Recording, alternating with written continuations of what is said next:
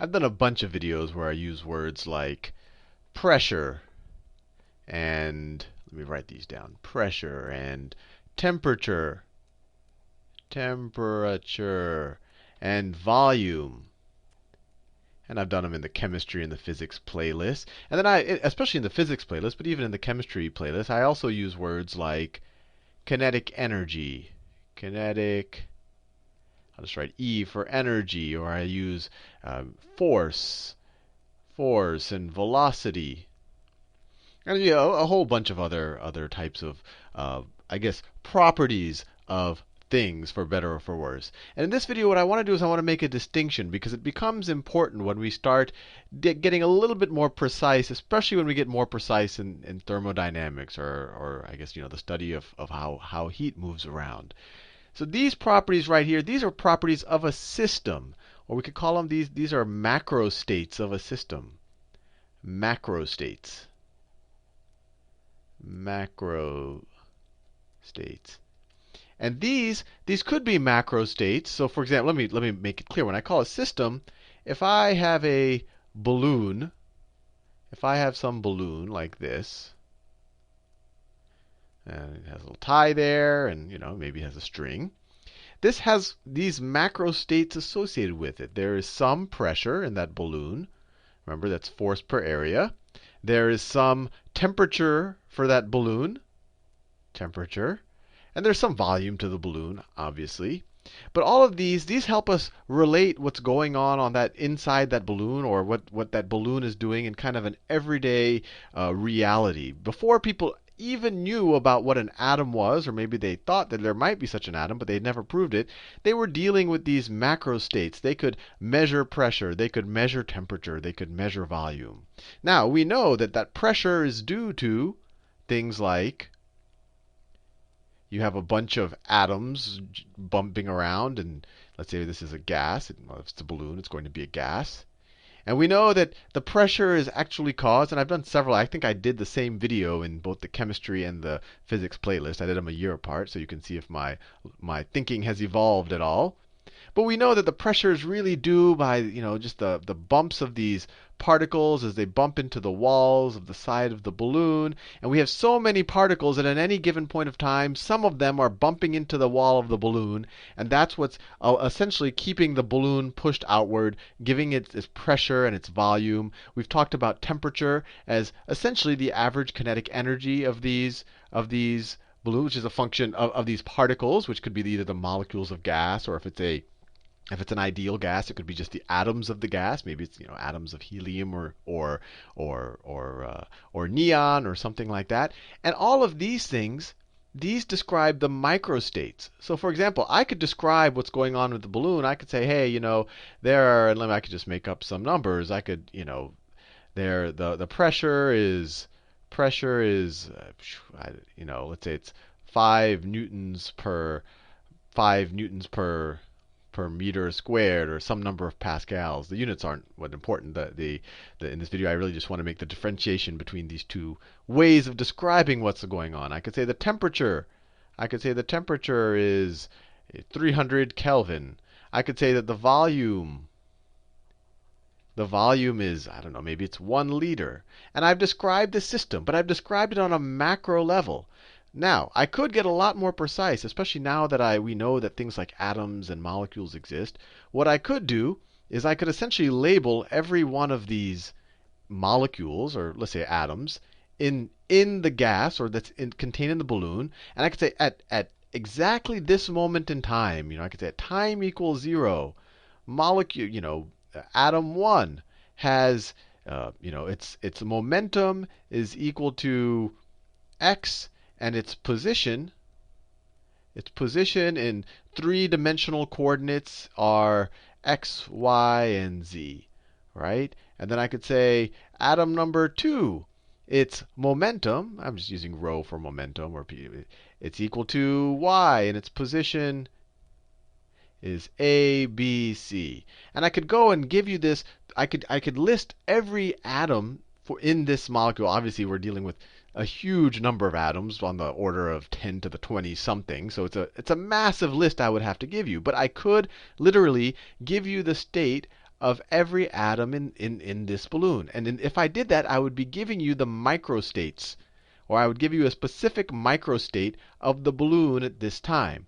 Now, when a system, and I'm going to introduce a word here because this word is important, especially as we go, is in thermodynamic equilibrium. So let me write that down. Equilibrium. Equilibrium. And we learned about equilibrium from the chemistry point of view, and that tells you, the amount of something going in the forward reaction is equivalent to the amount going in the reverse reaction. And when we talk about macrostates, thermodynamic equilibrium essentially says that the macrostate is defined, that they're not changing. If this balloon is in equilibrium, at time 1, its pressure, temperature, and volume will be these things. And if we look at it a second later, its pressure, temperature, and volume will also be these things. It's in equilibrium. None of the macrostates have changed. And actually, I'll talk about in a second, in order for these macrostates to even be defined, to be well defined, you have to be in equilibrium. I'll talk about that in a second. Now, at time equals 0, you might have this whole set of, I went and I listed 10 to the 20th something microstates of all of the different atoms in this molecule. But then if I look at these gases a second later, I'm going to have a completely different microstate, right? Because all of these guys are going to have bumped into each other and given each other their momentum, and all sorts of crazy things could have happened in a second here. So I would have a completely different microstate. So even though we're at thermodynamic equilibrium and our macrostates stayed the same, our microstates are changing every gazillionth of a second. They're constantly changing. And that's why, for the most part, in thermodynamics, we tend to deal with these macrostates.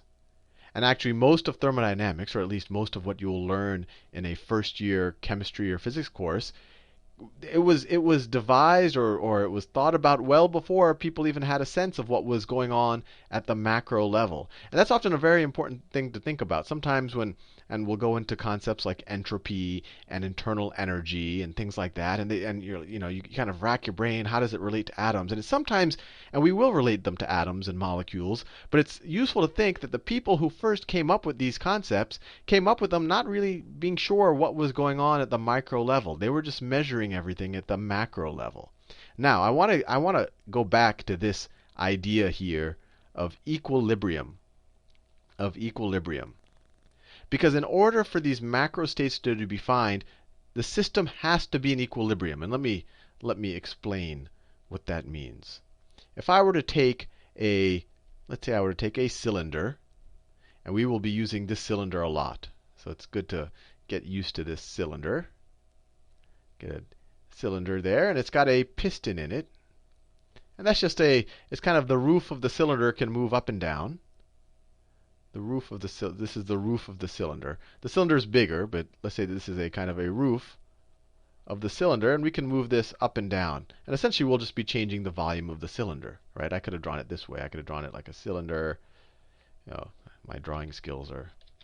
I could have drawn it like this, and then I could have drawn the piston like this. So there's some depth here that I'm not showing. We're just looking at the cylinder front on, right? And so at any point in time, let's say the gas is between the cylinder and the floor of our container. We have a bunch of molecules of gas here, a huge number of molecules. And let's say we have a rock on the cylinder that essentially, let's say we're doing this in space. So everything above the piston is a vacuum. Actually, let me just erase everything above.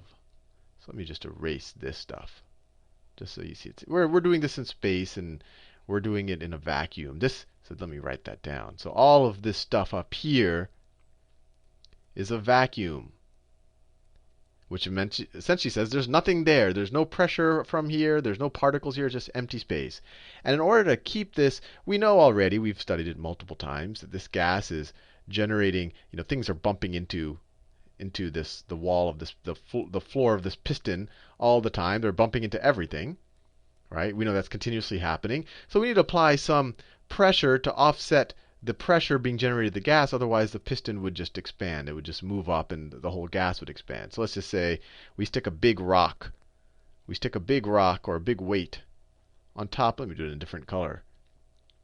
We put a big weight on top of this piston, where the force is completely offsets the force being applied by the gas. And obviously this is some force over some area, right? The area of the piston over some area, so we could figure out its pressure. And that pressure will completely offset the pressure of the gas. But the pressure of the gas, just as a reminder, is going in every direction. The pressure on this plate is the same as the pressure on that side or on that side or on the bottom of the container that we're dealing with. Now, let's say that we were to just evaporate this. Well, let's not say that we evaporate the rock. Let's say that we just evaporate half of the rock immediately. Right? So all of a sudden, our weight that's being pushed down, or the force that's being pushed down, just goes to half immediately. Let me draw that. So I have, maybe I was better off just cut and pasting this right here. So if I copy and paste it. So now I'm going to evaporate half of that rock magically. So let me take my eraser tool, and I just evaporate half of it. And now what's going to happen?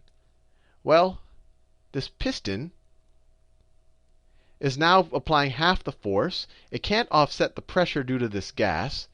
So this whole thing is going to be pushed upwards. But I did it so fast. You could try it. I mean, this would be true of a lot of things. If you had a weight hanging from a spring and you just remove half the weight, it wouldn't just go very, nice and smoothly to another state. What's going to happen is, and let me see if I can do this using their cut and paste tool. It'll essentially, right when I evaporate half of it, the gas is going to expand a bunch, and then this weight is going to come back down. It's going to spring and go down. So let me do it again.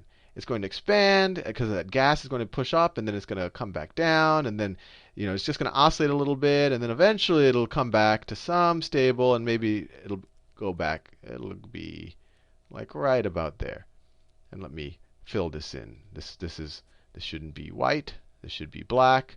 Let me put some walls on it, on the container. Some walls on the container.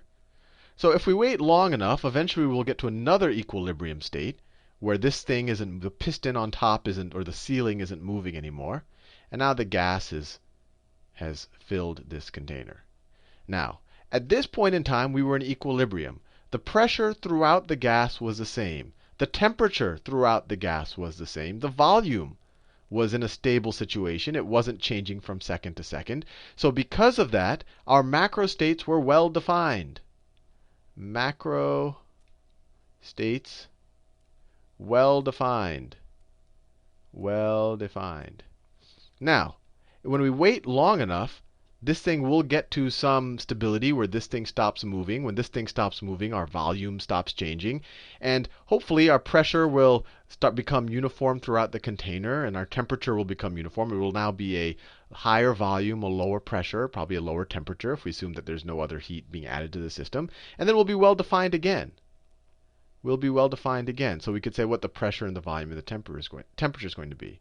But what about right when I removed this rock and this thing flew up and it oscillated, and for a while the pressure at the top was lower than the pressure down here, maybe the temperature at the top was lower than the temperature down here. The whole thing was in a state of flux. It was not in equilibrium. And at that point, when let me draw that really. So we were in that state where everything was just crazy. Right when we evaporated the rock, we have a little rock up here. It's going up and down. Maybe the pressure up here was lower than the pressure than the pressure down here. The temperature was lower than the temperature. Everything did not have a chance to reach an equilibrium. At this state, and this is important, especially as we go into talking about things like reversible reactions and reversible processes and quasi-static processes. At this point in the reaction, when we just did this, none of these macrostates were well defined. You couldn't tell me what the volume of the system is because it's changing for every second to second, or microsecond to microsecond, it's fluctuating. You couldn't tell me what the pressure of the system is because it's changing every second. You couldn't tell me what the temperature is. Maybe the temperature could be, if I did this the temperature could be something there, it could be something there. All sorts of crazy things are happening. So when the system is in a state of flux, your macrostates are not well defined. And I really want to hit that point home. So let me just draw that in a diagram. Let me draw that in a PV diagram. And we're going to use these fairly heavily. So on my y-axis, I'm going to put pressure. In my x-axis, I'm going to put volume. So Our initial state here, when we had the rock sitting on top of this ceiling, this movable ceiling or this piston, maybe we had some well-defined pressure and volume. So my y, so this is pressure, and this is volume. So this is where we started off. So it was well-defined. This is state 1. Let me label it right there. This is state 1. Now, when we evaporated half the rock, we eventually, and we waited long enough, and this got to an equilibrium, we got to state 2, and our pressure, volume, and our temperature was well defined. And I'll just put it on this pressure volume. So maybe this is state 2. We got down here. And just as a side, why, I could maybe put temperature as an extra dimension, but temperature is completely determined by pressure and volume, especially if we're dealing with an ideal gas. Remember, and we did this in multiple videos, you have PV is equal to well, we could all right, nRT. These are constants. The number of moles isn't changing. This is the universal gas constant, not changing. So if you know P and V, you know T. So that's the only two things we have to plot. But I'll talk a lot more about that in future videos. But the important thing to realize is I started off at this state where pressure and volume were well defined. I finished in this state where pressure and volume were well defined. But how did I get there? And because this reaction I did all of a sudden, it happened super fast, and it was essentially thrown out of equilibrium. Out of equilibrium.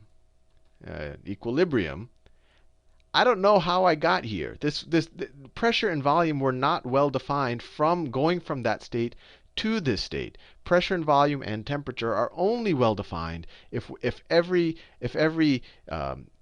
intermediate step is still almost in equilibrium. And we'll talk a lot more about that in the next video. But I want to really make this point home. It would be nice if we could draw some path. We could say, oh, we moved from some pressure and volume to some other pressure and volume, and we moved along a well-defined path. But we cannot say that, because when we went from there to there, our definitions just disappeared for pressure and volume. We cannot define those macro states in these intermediate non-equilibrium states. Now, just as a little aside, we could have defined the microstates. The microstates never change. At any given snapshot in time, I could have listed every particle that's in this thing, and I could have given you its kinetic energy, I could have given you its position, I could have given you its momentum, and there's no reason why I couldn't have done that. So I could have actually made a plot of one particular particle, and I could have said what its kinetic energy and its over a course of time is at any given moment in time. And this is really important. So microstates are always well defined. The microstates, what's exactly happening to the atom in terms of its force and its velocity and its momentum. While macrostates are only defined, I should say, well defined when the system, in this case it's the balloon, in this case it's this piston on top of this cylinder, this movable ceiling.